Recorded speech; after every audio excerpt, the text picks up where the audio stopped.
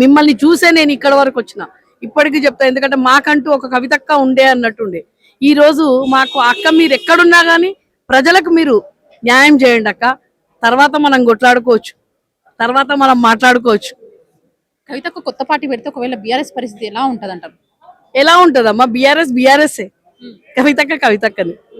చాలా మంది పార్టీలు పెడుతుంటారు, వస్తుంటాయి పోతుంటాయి. బీఆర్ఎస్ ఉద్యమాల గడ్డ నుంచి పుట్టింది, అది కవితక్కకు కూడా తెలుసు. కవితక్క ప్రజల కోసం పెట్టుకుంటుందేమో, పెట్టుకోవాలి. ఎంతో మంది పెడతారు, పెట్టొద్దని ఎవరు అన్నారు. పెట్టుకోవాలి, ప్రజలకు న్యాయం చేసినట్టు.